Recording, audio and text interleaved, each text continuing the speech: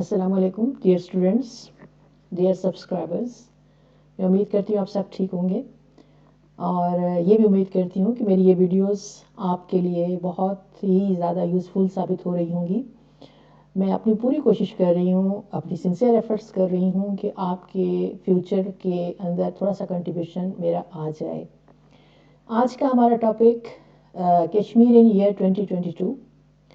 कश्मीर 2022 में इसलिए ज़्यादा अहमियत का हामिल है कि इस साल में इंडिया की तरफ से, हिंदुस्तान की तरफ से जो कार्रवाइयाँ हुई हैं, जो चेंजेस आई हैं, कुछ एडमिनिस्ट्रेटिव चेंजेस आई हैं, कुछ इलेक्टोरल चेंजेस आई हैं, कुछ डेमोग्राफिक चेंजेस जो हैं वो कश्मीर में की जा रही हैं through India, by India.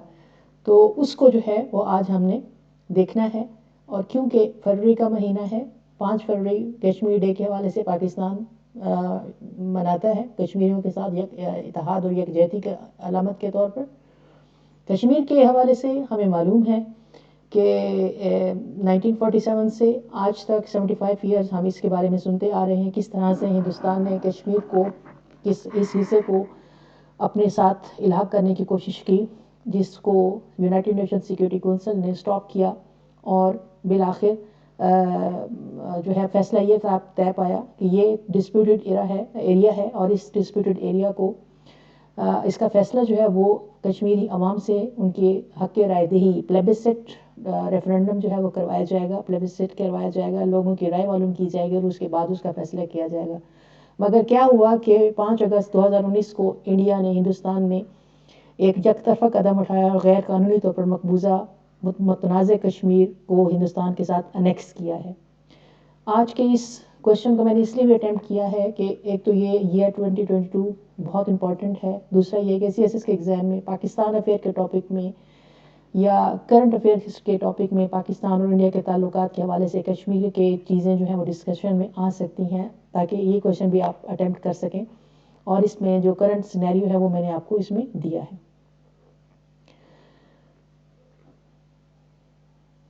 Mohammad Ali Jinnah, the great leader.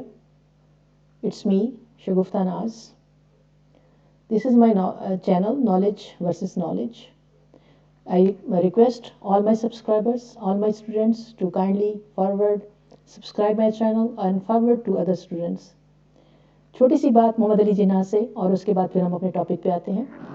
Mohammad Ali Jinnah उभरते हुए सियासतदान बरे सगीर के उस वक़्त जब वो बरतानिया में तशरीफ़ ले जाते हैं, तो वहाँ पर बरतानिया में मोहम्मद अली जिन्ना को ज़ोरानी की दावत दी जाती है। मलका बरतानिया की तरफ से दावत आती है कि आप ज़ोरानी पे तशरीफ़ लाएं, बर्मिंघम पैलेस में। ये वो ज़माना था जब अगर कोई किसी हिंदुस्तानी के साथ कोई अंग्रेज़ जो उस वक़्त बरे सगीर में हुक्मरानी कर रहा था, अगर किसी हिंदुस्तानी के साथ वो उनकी हिंदी ज़बान में या उर्दू ज़बान में उनसे कोई बात कर लेता था, तो वो शख्स फूले नहीं समाता था कि आज लॉर्ड साहब ने मेरे साथ मेरी ज़बान में बात की है। और ये वो ज़माना था कि जब बड़े बड़े बादशाह जो थे वो बर्मिंघम पैलेस की दावत की विश किया करते थे।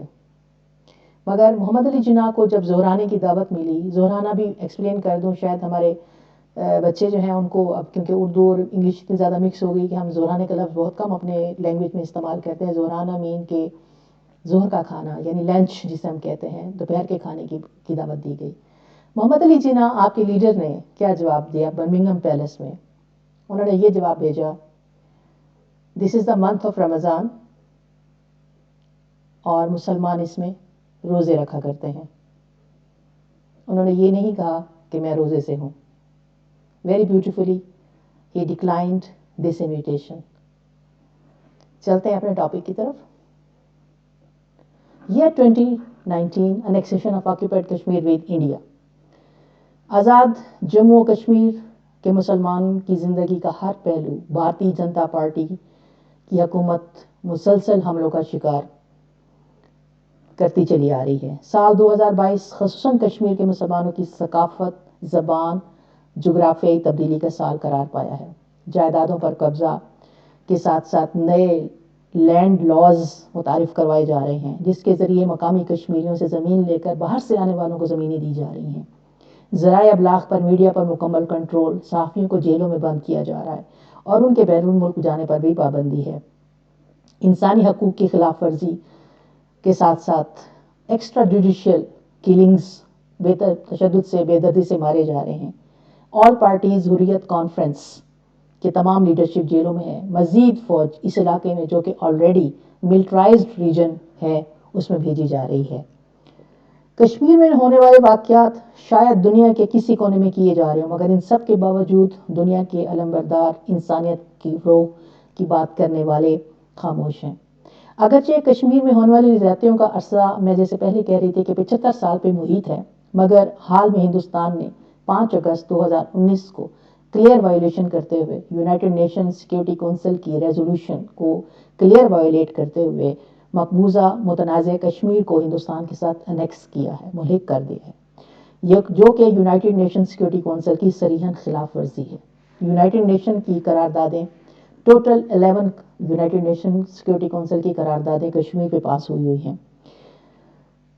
خاص طور پر یہ جو خلاف ورزی ہے، جو وائلیشن کی ہے نیکسٹ کر کے، وہ خلاف ورزی ہے یونائٹڈ نیشن سیکیورٹی کونسل کی ریزولوشن 38 کی پیرا 2 کی، جو یہ کلیئرلی بتاتا ہے کہ that states that both condemning parties like India and Pakistan both اس پہ کلیم کرتے ہیں will not violate territorial jurisdiction, کہ وہ ٹیریٹوریل جورسڈکشن کو وائلیٹ نہیں کریں گے، جو کہ انڈیا نے کیا ہے. ایک لمبے عرصے کا چلنے والا لاک ڈاؤن کشمیر میں آپ دیکھ رہے ہیں، اور ذرائع اطلاعات کی بندش، فوجی محاصرہ اور عوام کی اکٹھا ہونے پر پابندی سب شامل ہے. اس کے اندر کیا چینجز کی جا رہی ہیں؟ 2022 کا سال کشمیر میں بہت ساری چینجز لے کے آیا ہے جو کہ بہت ہی نوٹسیبل ہیں.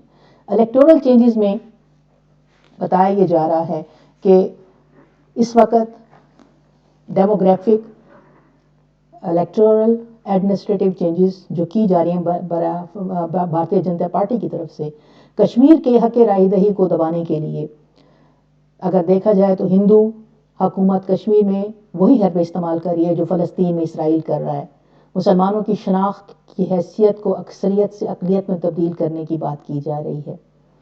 مسلمانوں کے، کشمیریوں کے حق رائے دہی کو چینج کرنے کی بات ہو رہی ہے. ڈیلیمیٹیشن کمیشنز 2022 نے new constituencies are being formed, نئے حلقے بنائے جا رہے ہیں کشمیر کے اندر، نئے حلقے بندیاں کی جا رہی ہیں.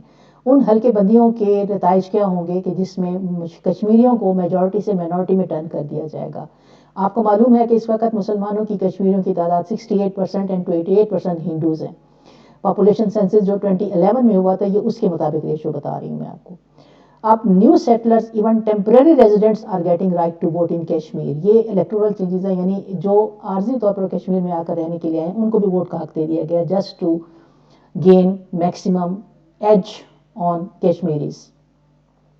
ڈیموگرافک چینجز میں کیا آ رہا ہے کہ جن تبدیلیوں کی، اگر میں ڈیموگرافک تبدیلیوں کی بات کرتی ہوں تو اس میں ڈومیسائل لا جو ہیں وہ رائج کیے گئے ہیں. تقریباً 3 new domicile laws rules are implemented. Article 370 and 35A has been abrogated, جس کے تحت انہوں نے، ہندوستان نے 2019 میں آئین کے تحت جولائی 2020 میں الیکشن کمیشن آفیسر جو ہے اس نے یہ اعلان کیا کہ تمام جو ریزیڈنٹ ہیں، جو ٹیمپریری ریزیڈنٹ ہوں گے آکوپائڈ ویلی کے، ان کو بھی ووٹ کا حق حاصل ہوگا. اس طرح کیا ہوگا کہ تقریباً 2.5 ملین ووٹر جو ہیں وہ اس الیکٹورل پروسیس کا ایڈ اپ ہو جائیں گے، ایڈیشن ہو جائیں گے، جو کہ ایج دے جائے گا انڈیا کو.